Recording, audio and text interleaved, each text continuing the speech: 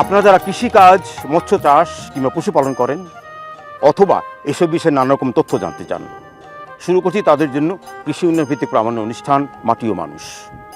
সেই দশক আমরা এই মুহূর্তে আমাদের মাটি মানুষের ধারণ দৌড় সহ বাংলাদেশ কৃষি উন্নয়ন কর্পোরেশন গাজীপুরের কাশিমপুর উদ্যান উন্নয়ন কেন্দ্রে। এই কেন্দ্র প্রায় 64 একর জুড়ে বিস্তৃত একটি কেন্দ্র, যেখানে সাম্প্রতিক সময়ে হাইব্রিড সবজি বীজ উৎপাদনের নানা রকম কর্মকাণ্ড পরিচালিত হচ্ছে। আমাদের আজকের অনুষ্ঠানে আমরা দেখাবো কোন কৌশলে টমেটোর হাইব্রিড সবজি বীজ উৎপাদিত হচ্ছে, সাথে সাথে মিষ্টি কুমড়ার বীজ উৎপাদিত হচ্ছে। সেই দর্শক দেখুন হাইব্রিড সবজি উৎপাদন নিয়ে আমাদের এখনকার বিশেষ প্রতিবেদন। দেশের কৃষি উন্নয়নে কৃষকের মাঝে কৃষি উপকরণ সহ কৃষি সেবায় নিয়োজিত সরকারের একমাত্র প্রতিষ্ঠান হচ্ছে বাংলাদেশ কৃষি উন্নয়ন কর্পোরেশন বা বিএডিসি, যার যাত্রা শুরু 1961 সালে। বিএডিসির সাংগঠনিক কাঠামোর 5টি উইংয়ের মধ্যে অন্যতম হচ্ছে বীজ ও উদ্যান উইং। সারা দেশে এই বিভাগের রয়েছে বীজ উৎপাদন খামার 34টি, অ্যাগ্রো সার্ভিস সেন্টার 10টি এবং উদ্যান উন্নয়ন কেন্দ্র 10টি। এই 10টি উদ্যান উন্নয়ন কেন্দ্রের মধ্যে অন্যতম হচ্ছে কাশিমপুর উদ্যান উন্নয়ন কেন্দ্র। মূলত বিদেশি প্রতিষ্ঠার কিছুকাল পরেই কাশিমপুর অ্যাগ্রো সার্ভিস সেন্টার নামে এর কার্যক্রম শুরু হয় 1967 সালে। 1990 সালে এই কেন্দ্রকে উদ্যান উন্নয়ন কেন্দ্র হিসেবে অন্তর্ভুক্ত করা হয়। কাশিমপুর উদ্যান উন্নয়ন কেন্দ্রের আয়তন 2200 বিঘা। এর মধ্যে বীজ উৎপাদনে 63 বিঘা ছাড়াও নার্সারি রয়েছে 19 বিঘা জুড়ে, যেখানে নানা জাতের চারা কলম তৈরি করে কৃষক পর্যায়ে সরবরাহ করা হয়। সেই সঙ্গে আছে বৃহৎ আকারের যানপ্রাধন সেন্টার। যানপ্রাধন সেন্টারে আছে দেশি বিদেশি নানা ধরনের ফলের 2 শতাধিক মাতৃগাছ। কাশিমপুর উদ্যান উন্নয়ন কেন্দ্রের সাম্প্রতিক বছরের উল্লেখযোগ্য কার্যক্রম হচ্ছে হাইব্রিড সবজি বীজ উৎপাদন।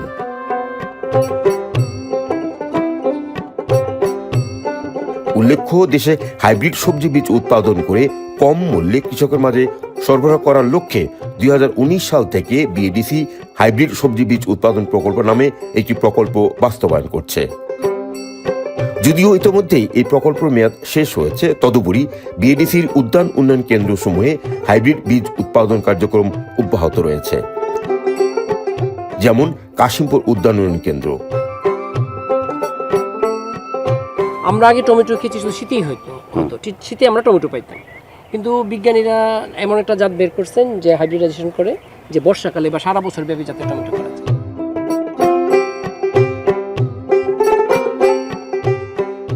আমরা টমেটো গাছের 2টি জাতের ভেতরে যে ভালো গুণগুলো আছে সেই ভালো গুণগুলোকে একটি জাতের ভেতরে আনার জন্য আমরা হাইব্রিডাইজেশনটা করে থাকি।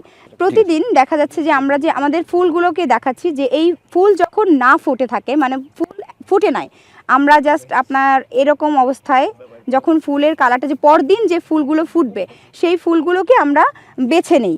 বেছে নিয়ে সেই ফুলগুলোকে আমরা ইমাস্কুলেশন করে দিই। ইমাস্কুলেশন মানে হচ্ছে আমরা এই ফুলের এই যে অ্যান্থার অংশগুলো, যেগুলো হচ্ছে গিয়ে পোলেন থাকে অ্যান্থারে, মানে পুরুষ অঙ্গ যেগুলো ফুলের, এগুলোকে আমরা ফেলে দিই, কারণ এই ফোটা ফুলগুলোতে অলরেডি পলিনেশন হয়ে গেছে।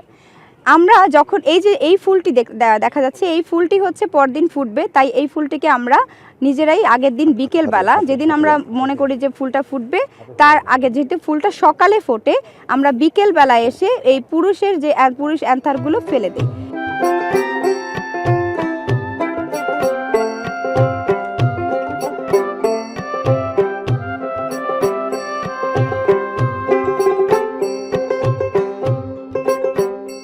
কৃষিবিদ মোমিন আক্তার, এটা কি হাইব্রিড হয়েছে? আচ্ছা, হ্যাঁ, এখানে হাইব্রিড এটা সম্পূর্ণ হয়েছে। কিভাবে বুঝবো আমার হাইব্রিড হয়ে গেছে? বোটাগুলো লম্বা হয় একদম, যখন এই পর্যন্ত লম্বা হয়ে থাকে, এবং নর্মাল যে ফলগুলো সেটা আমরা বোটাগুলো কাটি না বা কিছু করা হয় না দেখে ওটা বোটাগুলো অনেক লম্বা থাকে। কিন্তু আমরা যখন ফুলে ডাস্টিংটা আর্টিফিশিয়ালি করার পরে পাপড়িগুলো এবং বোটাগুলো কেটে দেই, এই ফলটা বোটা অবশ্যই ওই সময় দেখা যাচ্ছে আমরা গোড়া পর্যন্তই কেটে দেই, কিন্তু ফল বড় হওয়ার সাথে সাথে বোটাও বড় হতে থাকে। কাশিমপুর উদ্যান উন্নয়ন কেন্দ্রে এখানে বাড়ি হাইব্রিড 8 জাতের আমরা 3 একর চাষ করেছি। বাড়ি মিষ্টি কুমড়া 2 এবং বাড়ি মিষ্টি কুমড়া 3 একর জাতের, এবং বাড়ি গস করলা 3 জাতের আমরা 3 একর, সব মিলে আমরা 9 একর জমিতে আমরা এই হাইব্রিড বীজ উৎপাদনের জন্য এইগুলো চাষ করেছি। এই যে আমরা এটা বলা হয় ইমাসকুলেশন। ইমাসকুলেশন মানে আপনার এখান থেকে পুরুষ ফুলগুলোকে ফেলে দিলাম, কি রইল কি এই যে গর্ভদণ্ডটা রইল, এই যে গর্ভদণ্ড, সেই গর্ভদণ্ডটা এইভাবে আপনাদেরকে করতে হবে। তারপরে আমরা পুরুষ ফুলের পরাগরেণু আয়না এখানে ঘষে দেব। ঘষে দিলেই সেখানে আস্তে আস্তে কি হবে, আমাদের যে কাঙ্ক্ষিত যে ফল টমেটোর যে হাইব্রিড, সেই হাইব্রিড প্রোডাকশনটা হয়ে গেল। মাঠ পর্যায়ে যেমন টমেটো আমরা দেখলাম যে আপনারা মেল এবং ফিমেল থেকে ইমাসকুলেশন করলেন, এটা সব ক্রপের ক্ষেত্রে একই রকম? না, এটার মধ্যে ক্রপের বিভিন্ন ধরনের ফ্লাওয়ারিং ক্যারেক্টার বিভিন্ন ধরনের আছে। যেমন টমেটো হলো এটা স্বপরাগায়িত ফসল বা এটা সেলফ ফ্লাওয়ারিং একটা ক্রপস, কিন্তু পাশাপাশি আমরা যে ওখানে হাইব্রিড মিষ্টি কুমড়া করেছি সেটা আবার ওটার আলাদা গাছে ফোলা, সেটা আবার ক্রস পলিনেটেড। আপনাদের মাঠে আছে এটা মাঠে আছে। আর কি আছে গস করল আছে, সেটাও ক্রপ পলিনেটেড ক্রপ। এই জন্য ক্রপের যে ফ্লাওয়ারের যে ক্যারেক্টারিস্টিক এটা ভিন্ন থাকায় সেটাকে আমাদেরকে ভিন্নভাবে সেটাকে ক্রসিং সিস্টেমের মধ্যে নিয়ে আসে।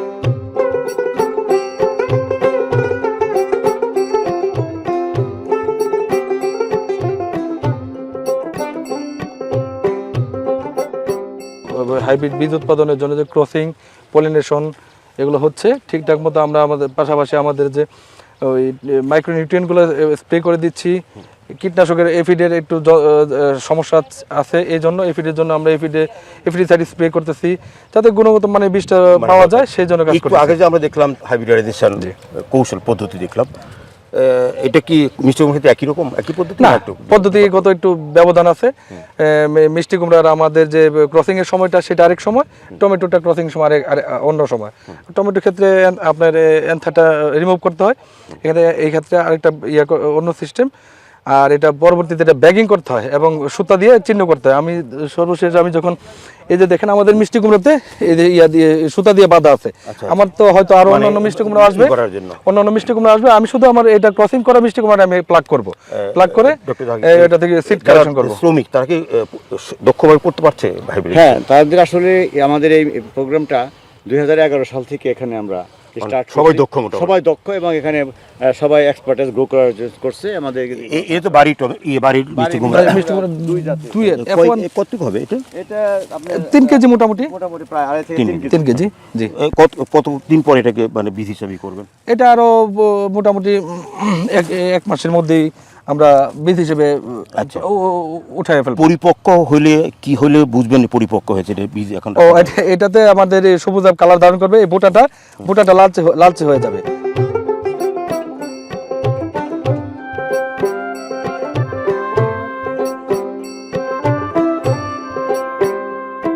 ডক্টর জাহাঙ্গীর, সকাল থেকে আমরা আপনার উদ্যান কেন্দ্রে নানা রকম কৌশল দেখলাম, হাইব্রিড বীজ উৎপাদন নানা রকম কৌশল। আপনাদের এখানে তো অনেক সময় উদ্যোক্তাদের প্রশিক্ষণ হয়, কৃষকদের প্রশিক্ষণ হয়, তাদের কাছে কি এই প্রশিক্ষণটা আপনারা তাদের দিয়ে থাকেন এইসব প্রশিক্ষণ? হ্যাঁ, আমরা প্রশিক্ষণ ছাড়া তো এটা কখনোই সম্ভব না। এটা যত প্রযুক্তি যত কঠিনই হোক, এটা অবশ্যই একটা কঠিন মানে জটিল একটা প্রক্রিয়া হাইব্রিডাইজেশন করা টমেটোর ক্ষেত্রে। এটা অন্য জিনিসের মতো প্রোডাকশন করলাম হলো তা না, এটা জ্ঞান রাখতে হবে। আসলে জিনিসটা খুবই টেকনোলজিক্যাল, এর উপরে আমরা প্রশিক্ষণ দিয়ে থাকি।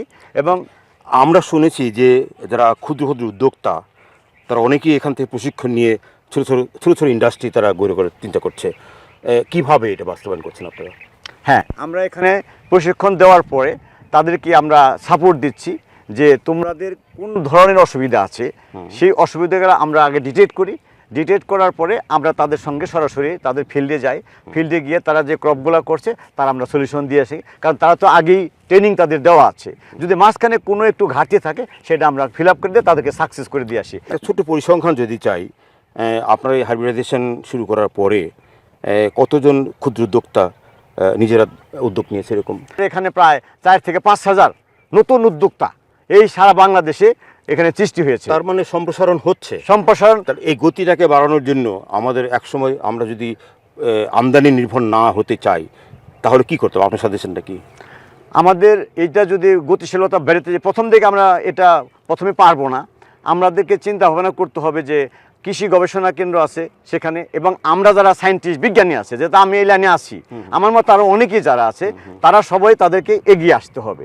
পাশাপাশি আমরা যদি বেসরকারি যে বিভিন্ন কোম্পানি যারা এই ইনব্রিড লাইন, আমাদের দেশটা তো ছোট, আমাদের জিন পুল যেটা এটা ছোট, এটা যে বিশেষ করে আমেরিকা বা কানাডা বা অস্ট্রেলিয়া, জাপান, যারাদের দেশে জিন পুল বেশি, ওই দেশ থেকে জিন পুল যদি আমরা আনি তাহলে ইনব্রিড লাইন ডেভেলপ করি, আমরা এই জিন পুলের মাধ্যমে আমরা নতুন নতুন আরও ভ্যারাইটি দিতে পারবো, এবং আমাদের দেশে এই আমদানি নির্ভরতা কমিয়ে আমরা দেশকে আগে নিয়ে যেতে পারবো। অভিনাগাত পারবো আমরা এটা?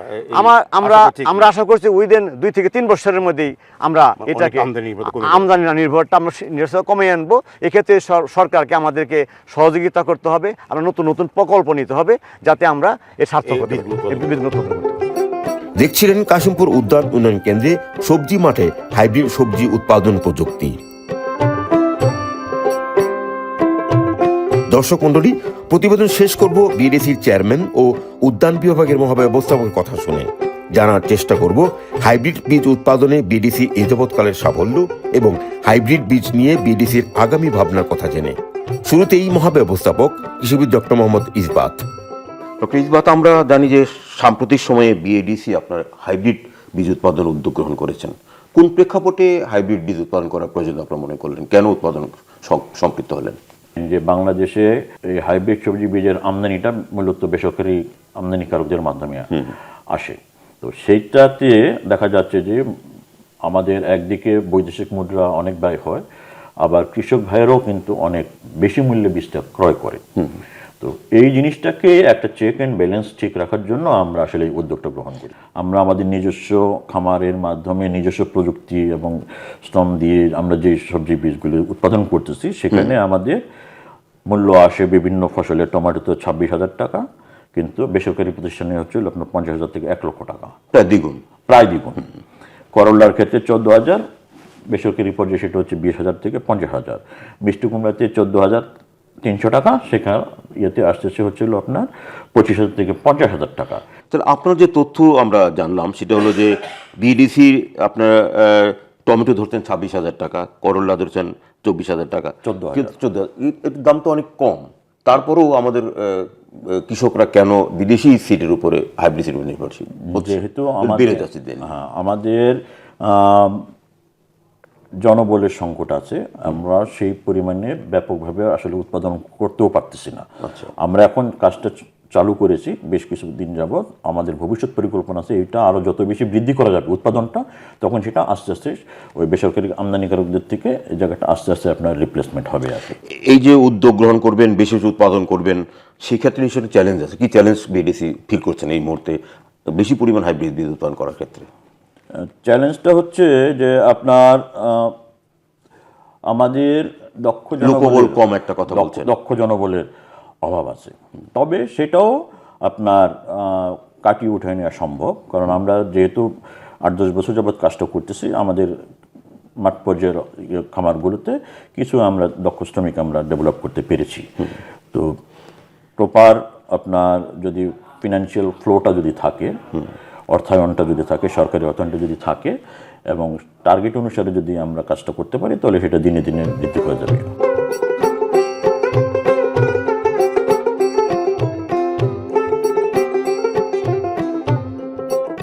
কৃষক ভাইরা, আপনারা দেখছেন কৃষি উন্নয়ন ভিত্তিক অনুষ্ঠান মাটিও মানুষ। অনুষ্ঠানে এই পর্যায়ে আমরা কথা বলবো বাংলাদেশ কৃষি উন্নয়ন কর্পোরেশনের চেয়ারম্যান জনাব রুহুল আমিন খানের সঙ্গে। জনাব খান, আমরা জানি যে বাংলাদেশে বিএডিসি 2020 সাল থেকে হাইব্রিড বীজ উৎপাদন কার্যক্রম শুরু করেছেন। 2020 থেকে 2025 প্রথম দিকে এই 4 বছরে হাইব্রিড সিড উৎপাদন ক্ষেত্রে বিডিসির অর্জনটা কি এবং কি ভূমিকা থেকে আপনারা শুরু করেছেন? আমাদের কৃষকরা কিন্তু হাইব্রিড বীজ চাচ্ছে, তার চাহিদা অনেক বেশি। এর কারণ দুটো। একটা হচ্ছে যে এই হাইব্রিড বীজটা যদি উৎপাদন করে তাহলে কৃষক বেশি ফসল পায় এবং বাজারে দামও কমে আসে, সাধারণ মানুষ এটা পেয়ে যায়, যার জন্য আমাদের খাদ্য চাহিদাটা বা আমাদের সবজি চাহিদা পূরণ হয়। আমরা এই জন্যই কৃষকের চাহিদা এবং আমাদের জাতীয় চাহিদাকে কেন্দ্র করে আমরা আমাদের বিএডিসি, আপনাদের দীর্ঘদিন তো ওপি ভ্যারাইটিও বীজ উৎপাদন সেগুলো করতেছি, এর সাথে আমরা বিএডিসি হাইব্রিড বীজ উৎপাদনের কাজ শুরু করে দিয়েছি। বীজ ছাড়াও আপনারা অন্যান্য কি ফসলের হাইব্রিড বীজ উৎপাদন করছেন বা এগুলো সম্প্রসারণ করছেন? আমরা তো অনেক ধরনের ভ্যারাইটি করতেছি, ধান করতেছি, আমাদের সবজিগুলো করতেছি, ভুট্টা করতেছি, এবং উৎপাদন পরিমাণ কিন্তু প্রতি বছর বাড়তেছে, ক্রমান্বয়ে বাড়তেছে। আমরা চেষ্টা করতেছি যে আরও বাড়ানোর জন্য। গত বছর প্রায় 1300 কেজির মতো ছিল আপনার সবজি উৎপাদন, তো আগামীতে এর পরিমাণ কি বাড়বে? হ্যাঁ, অবশ্যই বাড়বে। আমরা এবারও চেষ্টা করেছি, আমাদের এবার তো টার্গেট বোধ 2000। তো আমরা চেষ্টা করতেছি যে প্রতি বছরই এটা বাড়ানোর জন্য, যেহেতু এর চাহিদাটা অনেক বেশি, সুতরাং এখানে আমাদের পিছিয়ে থাকার সুযোগ নেই। আচ্ছা, কৃষকরা যদি বিএডিসি বীজের প্রতি নির্ভরতা হয়, তাহলে আপনার কি চাহিদা পূরণ করার জন্য সেরকম জনবল বা ব্রিডার বা বিজ্ঞানী প্রস্তুত আছে আপনাদের এরকম করার? আপনি জানেন যে এটা নিয়ে কিন্তু কৃষি ডিপার্টমেন্ট 17টা ডিপার্টমেন্ট কাজ করে, তার মধ্যে আমরা একটা। অবশ্যই আমরা এটা চেষ্টা করে যাচ্ছি, কারণ চাহিদা তো বাড়বেই, চাহিদা বাড়তেছে, আমাদের এই চাহিদা পূরণ করতে হবে।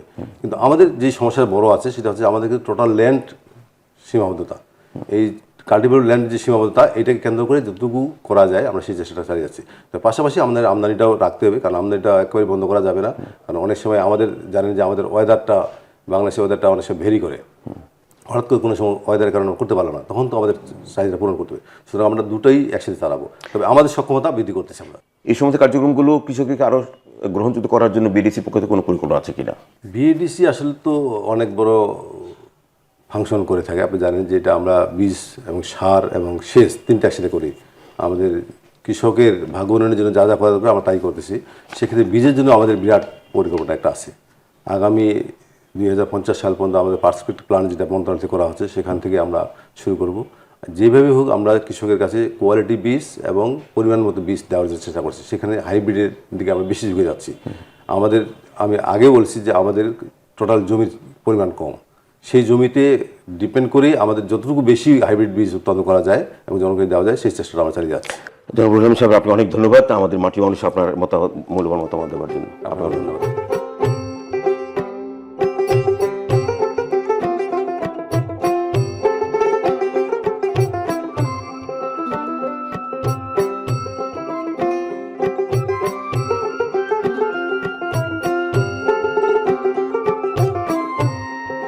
বিএডিসি কাশিমপুর উদ্যান উন্নয়ন কেন্দ্রে হাইব্রিড সবজি বীজ উৎপাদন নিয়ে এই ছিল আমাদের বিশেষ প্রতিবেদন। আজ এ পর্যন্তই। আমাদের আগামী অনুষ্ঠানগুলো দেখবার আমন্ত্রণ জানিয়ে শেষ করছি আমাদের আজকের মাটির মানুষ। সকলকে ধন্যবাদ।